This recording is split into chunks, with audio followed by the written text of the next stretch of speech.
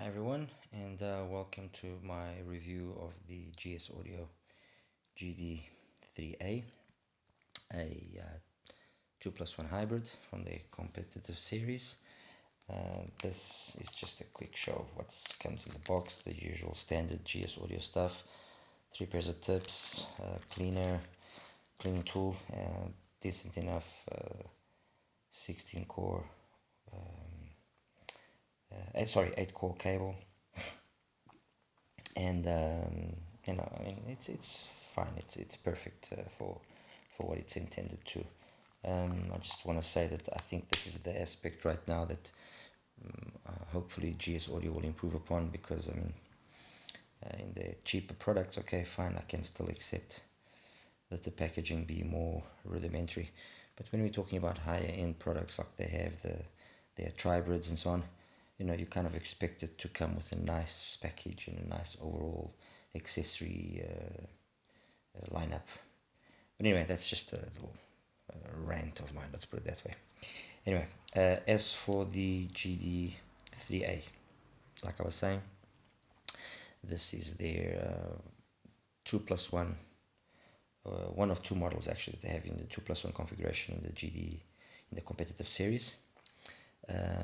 The difference between the 3A, this one, and the 3B is that they use different BAs, and thus the overall tuning is slightly different. The dynamic driver is basically the same across most of the range, so most GDs use the same dynamic driver. It's a 10.2 millimeter driver, if I'm not mistaken. Actually, I'll just quickly check. Don't like misleading people. 10,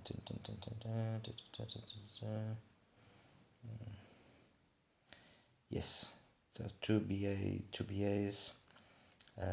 One is a Sonyan and the other is a Knowles, and then it has the 10.2 millimeter dynamic driver.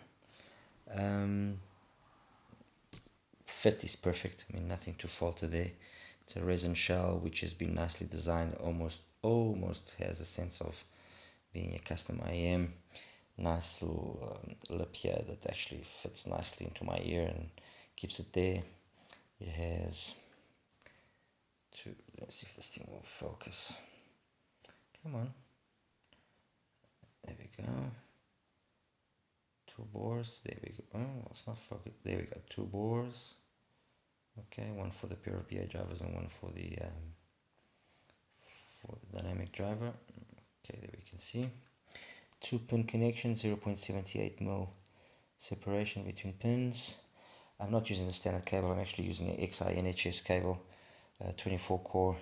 It's well, this one is actually custom made. It's basically a KBR show, but I've just chosen 2 different coppers for it. And the cable is absolutely beautiful. I mean, the video or pictures don't really do it justice. It is really a nice cable. Looks very, very high end. So I guess that covers the basic appearance of the IEM. The shell is, like I said, a nice shell. It's got a nice faceplate, and yeah, that's it. Now on to what matters the most, which is sound. Okay, how can I kind of position this slightly? Let me start by saying that this has a mild V signature, which contrasts with the signature of some of the other GD audio stuff that GS audio stuff that I reviewed. I mean, namely, the GD7 was flat, and initially I kind of thought I wouldn't like the way it played, but amazing. The SD5s were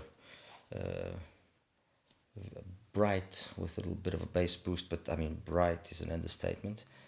Only with the foam tips was I able to finally get something which I find is perfectly balanced and plays like I like the music I like listening to, and you know, it doesn't try to kill me. But overall, very, very nice IM. And then the previous one to this review now is the SD3, which is also a 2+1 hybrid.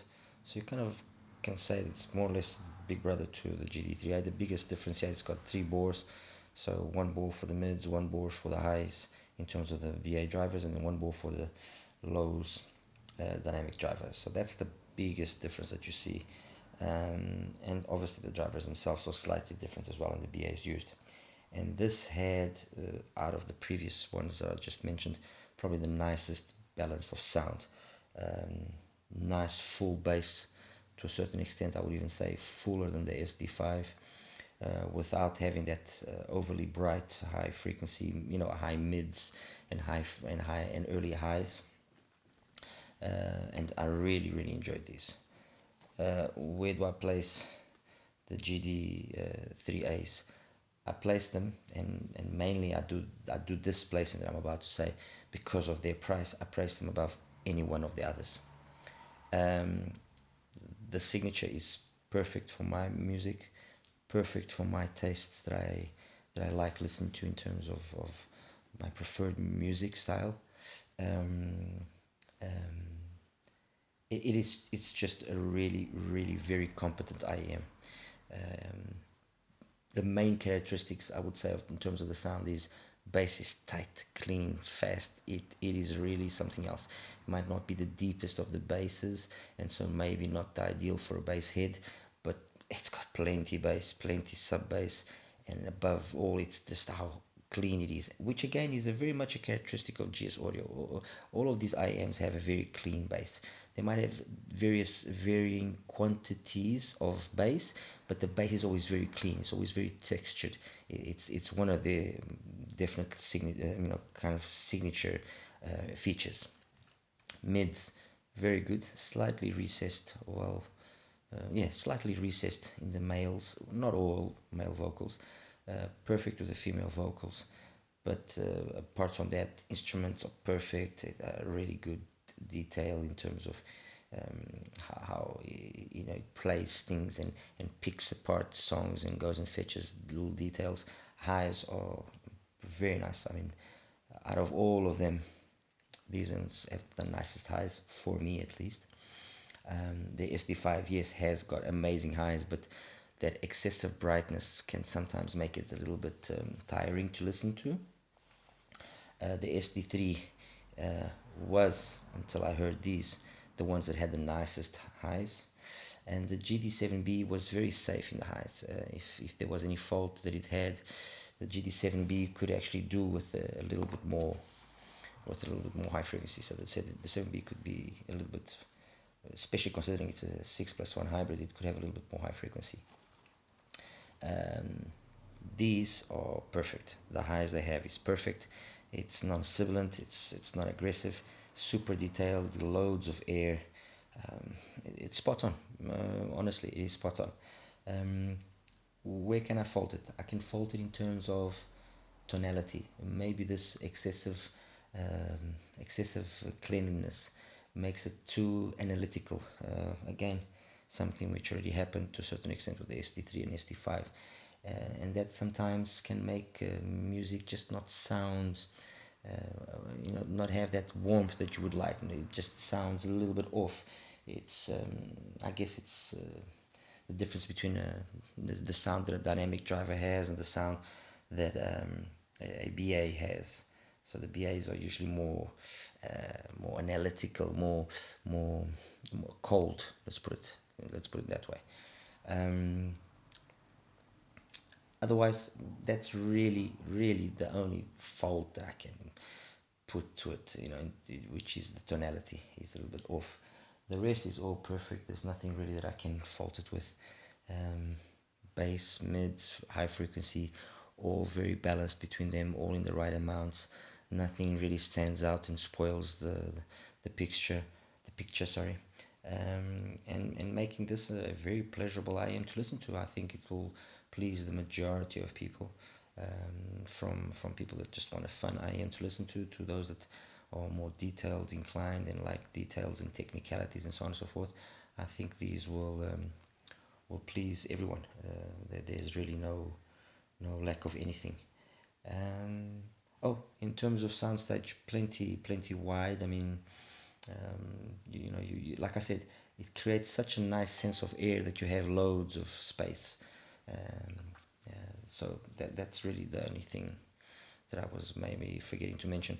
As a quick token of comparison with some other IEMs, I mean, for example, the Blondes 03s, and I followed fellow reviewers' path in that aspect. Actually, compared to the Blonde, it has a quicker sound than the Blondes, but the Blonde has got that warmth that just makes it a little bit more, to me at least, more pleasurable to listen to. And he also compared it to the Tanstrom Oxygen, and I don't agree wholeheartedly with all that he mentioned in that comparison. Although yes, the fact that the GD3As can actually put up a fight and do certain things as good, and sometimes even perhaps slightly better than the Oxygen, is a testament that these are underrated. I mean, that's a $300 IM. This is $85. So definitely something that maybe we should consider looking at. Anyway, hope you enjoyed this little review of the GD3A. For me, and out of all of the the GS audio products that I've heard so far, definitely this one is my number one. Definitely number one, number two, number three, number four. Although these three, they are so close, I mean, you pick any of them, you'd be fine. But these ones stand out, definitely. Anyway, thank you. Take care. Bye-bye.